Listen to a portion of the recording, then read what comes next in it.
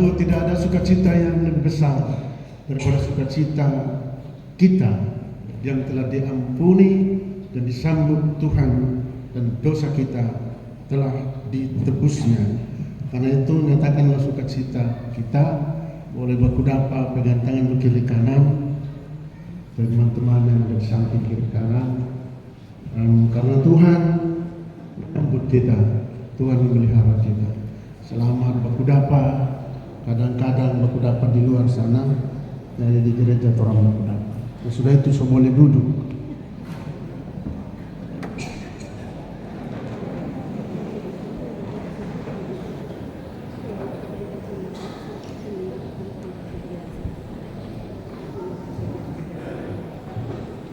Saudara-saudara, karena semua orang boleh masuk gereja hari ini karena berbagai beban-beban hidup. Mungkin ada yang sakit, tapi ada pergumulan berat sehingga Anda bisa masuk hari ini. Maka bersukacitalah kita karena Roh Kudus yang mengetuk pintu hati saudara-saudaraku sekalian untuk datang beribadah. Ketika saudara memutuskan untuk datang beribadah di hari Minggu Bakudapa, saudara bersaudara sebagai jemaat, saudara, ketika itu sebenarnya Roh Kudus yang sedang mengajak supaya masuk gereja. Orang cuma sampai 2 jam di gereja. Tuhan sok kasih 6 hari atau orang berkumpul begini cuma sampai 2 jam. 1 hari dalam 7 hari. Maka bersyukurlah. Kita akan mendengarkan firman Tuhan dalam hubungan dengan ibadah ini. Karena dalam ibadah ini ada pengemeritusan. Jadi itu istilah untuk pensiun pendeta, bahasa Latin. Semua ada waktunya. Yang ada di kolong langit ini segala sesuatu ada waktunya. Itu menandakan bahwa manusia tidak kekal, hanya Tuhan yang kekal. Oleh karena itu, saudara-saudaraku, kita akan mendengarkan firman yang kekal abadi itu. Dan sebelumnya marilah kita berdoa. Ya Allah, kami mengenal Engkau di dalam Yesus Kristus yang telah menjadi manusia, yang mengajar selama lebih dari 30 tahun dan 3 tahun full dalam pengajarannya. Sekarang kami mau menerima pengajaran itu yang telah tertulis di dalam Alkitab, yang juga adalah firman-Mu, firman yang tertulis. Dari Alkitab kami beroleh pengajaran dan tuntunan hidup. Dan dari firman-Mu ini juga kami diteguhkan untuk terus di dalam pengharapan-pengharapan kami menempuh hari-hari esok. Dan dari firman-Mu juga kami beroleh kekuatan lahir dan batin untuk menjalani hari-hari hidup. Dari firman-Mu kami diajak untuk memuliakan nama-Mu. Kami pun ditegur oleh sabda-Mu, dan kami telah hadir untuk mendengarnya. Karuniakan kami semua Roh Kudus-Mu untuk menjamah hati, pikiran, dan hidup kami, supaya telinga kehidupan kami mendengar-Mu. Dan hamba-Mu yang lemah dan penuh dosa ini pakailah kiranya menjadi saluran berkat-Mu. Sanggupkan kami juga menjadi pelaku firman-Mu, bukan hanya pendengar. dan bersabdalah, kami mendengar. Amin. Saudara-saudaraku yang saya kasih di dalam Kristus, bacaan yang ditentukan oleh Sinode Gereja Mesin Sangir Telau untuk direnungkan hari ini dari kitab Nabi Yehezkiel pasal 33 ayat 7 sampai 11. Yehezkiel adalah seorang nabi yang hidup di abad 6 sebelum Kristus, sekitar 587-an, tahun 587 sebelum Kristus. Dia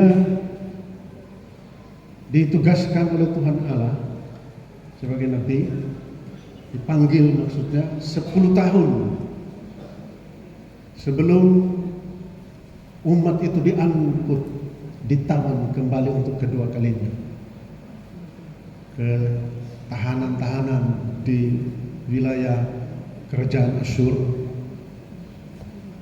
dan Persia sebenarnya dulu. Dan saudara-saudara, beberapa ayat yang kita akan renungkan ini adalah bagian dari pemanggilan dan penetapan tugas dan tanggung jawab Yehezkiel, sang nabi. Yehezkiel 33 ayat 7 sampai 11.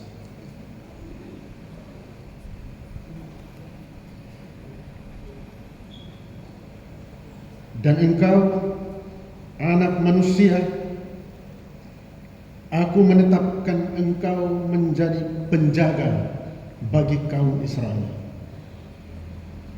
Bila mana engkau mendengar sesuatu firman daripadaku, peringatkanlah mereka demi namaku.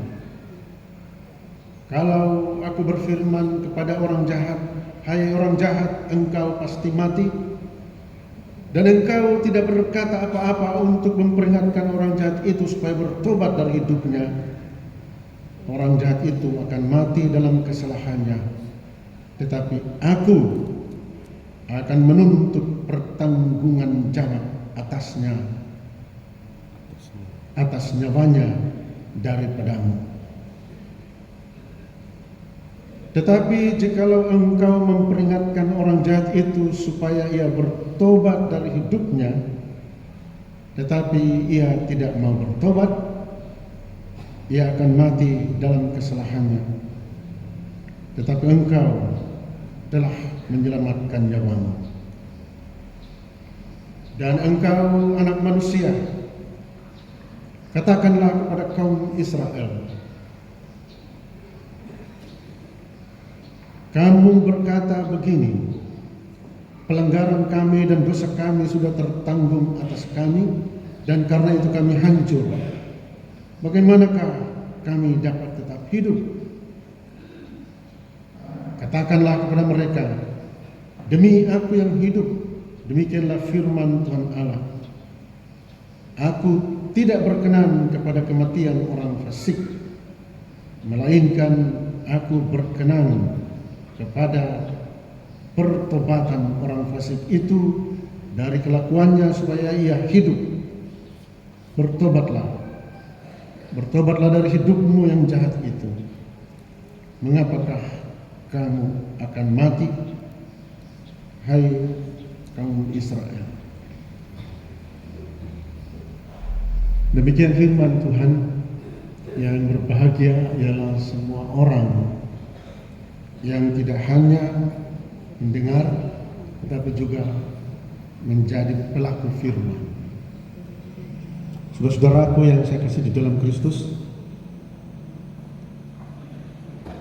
Bapak Pendeta Patras Medonsa sejak 39 tahun lampau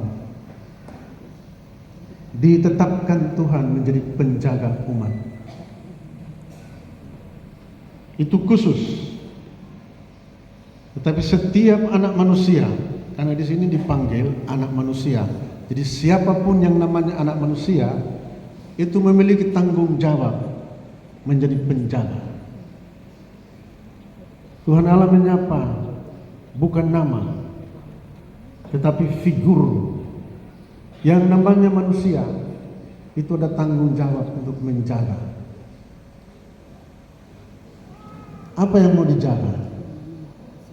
Tentang ini saudara, orang perlu melihat apa yang terjadi pada saat Nabi Yeskiel hidup.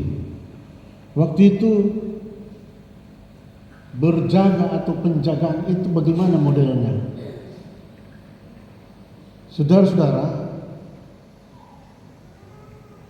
sopeh itu bahasa aslinya itu adalah orang yang berdiri di tembok-tembok kota di atas. Bukan cuma satu, kadangkala dia berganti-ganti.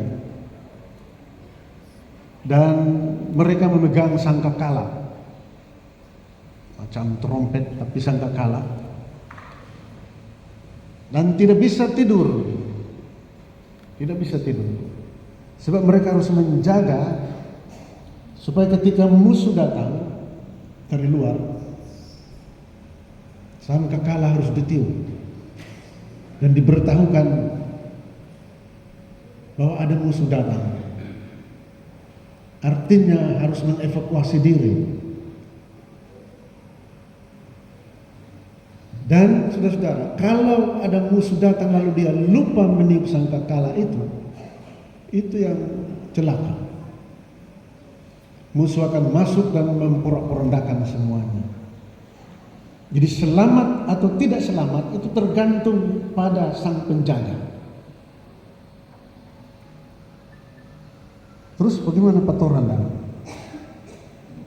pendeta sudah jelas, karena tua diaken juga sudah jelas. Itu penjaga umat. Lalu orang ini satu persatu, orang juga penjaga, minimal menjaga diri, kedua menjaga saudara. Tapi jangan lupa, di atas penjagaan itu, Tuhanlah penjaga kita. Menjaga diri tidak usah banyak, satu saja. Ada hubungan dengan perkataan-perkataan kalau menjaga diri. Karena dari mulut itu datang yang baik maupun yang jahat. Itu cuma satu.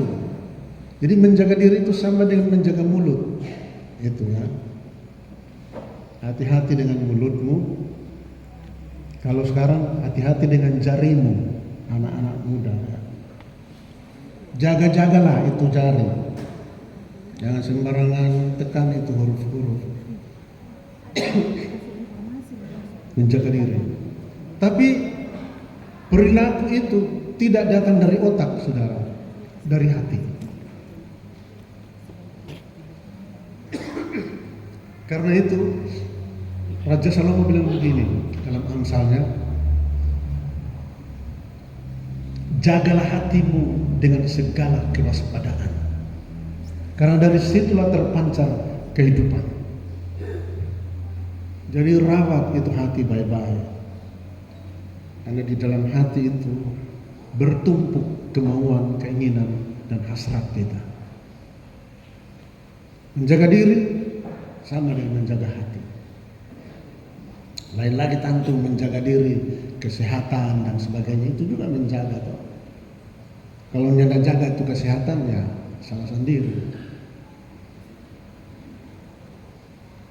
Lalu menjaga sesama, menjaga orang lain. Ada tanggung jawab kita, ada minimal orang terdekat, orang yang kita cintai. Saudara-saudara, banyak orang tidak ingin menjaga sesamanya, apalagi kalau orang lain itu menjadi musuhnya. Apa yang membuat orang tidak mau menjadi penjaga sesamanya? Itu kebencian dalam hati. Waktu Kain dan Habil waktu Kain membunuh Abel. Lalu Tuhan datang kepada Kain dan mengatakan, Kain, di mana adikmu? Itu sama dengan mengatakan, di mana saudaramu? Di mana sesamamu yang hidup di sekitarmu? Di mana orang-orang yang ada di sekitarmu? Itu pertanyaan tentang tanggung jawab, tuntutan tanggung jawab kita. Dan semua kita, saudara-saudara, dalam tugas dan tanggung jawab kita masing-masing, kita adalah penjaga juga. Pegawai negeri dan ASN itu penjaga generasinya, guru itu juga penjaga, apalagi tenaga keamanan. Ini pemerintah itu juga penjaga, menjaga supaya kehidupan masyarakat berlangsung dengan baik. Dan kita penjaga minimal, penjaga anak-anak kita, penjaga orang-orang yang kita cintai. Waktu ditanya kepada Kain bilang apa? Saudara-saudara boleh lihat di sini. Dia bilang, Pak Tuhan, apakah aku penjaga saudaraku?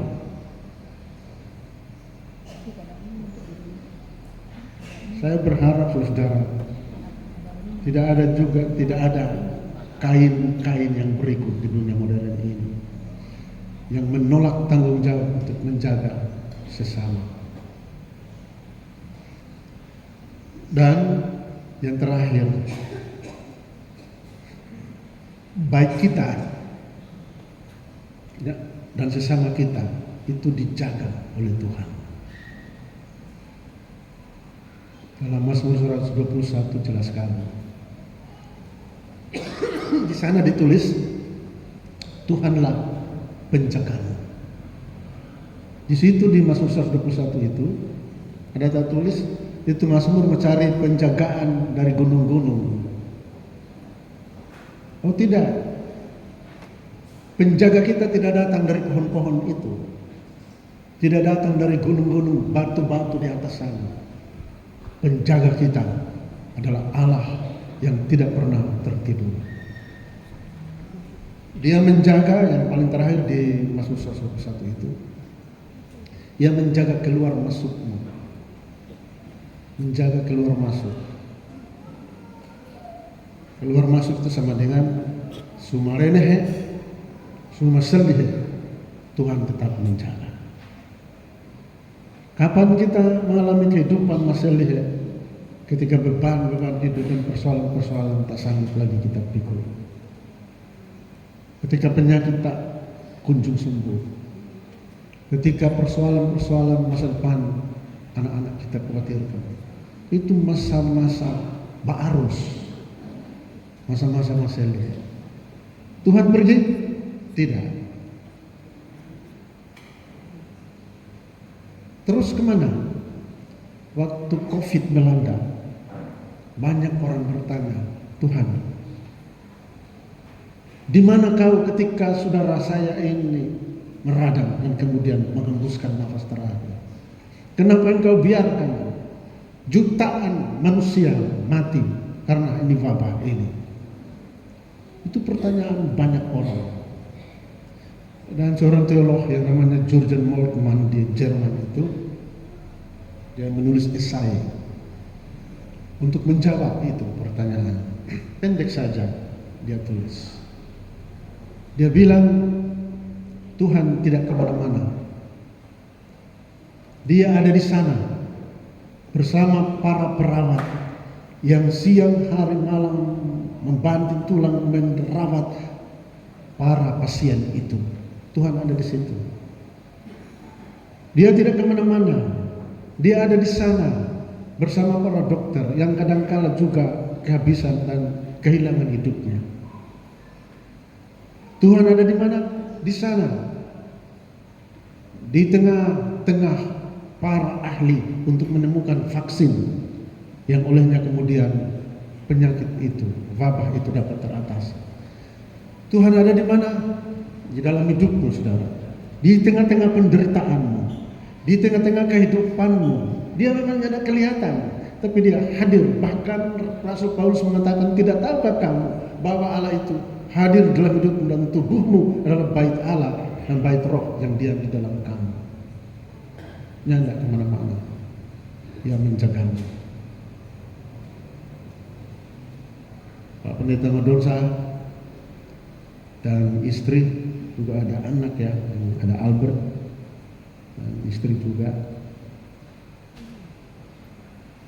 Penjagaan telah ditunaikan sebagai seorang pelayan.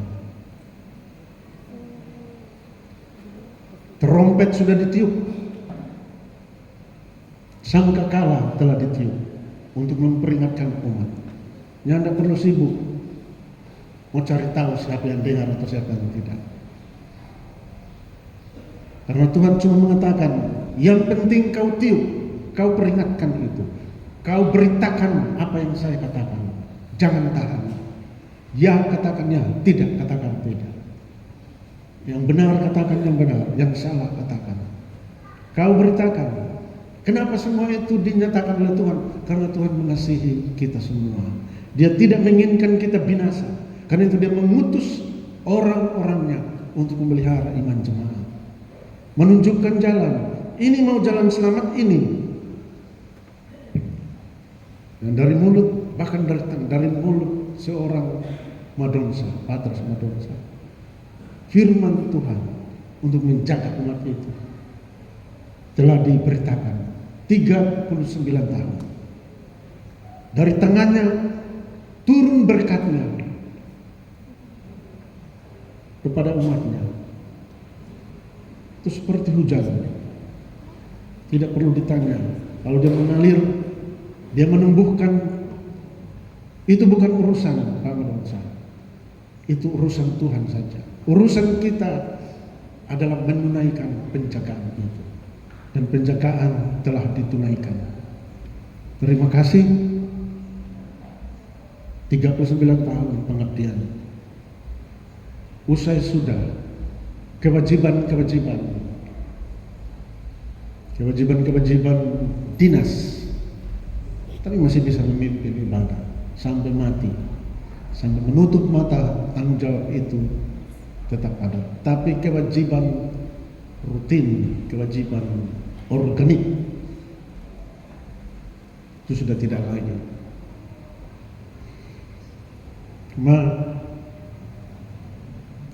Pak Pendeta Madonsa ini menurun alihkan penjagaan itu kepada anak.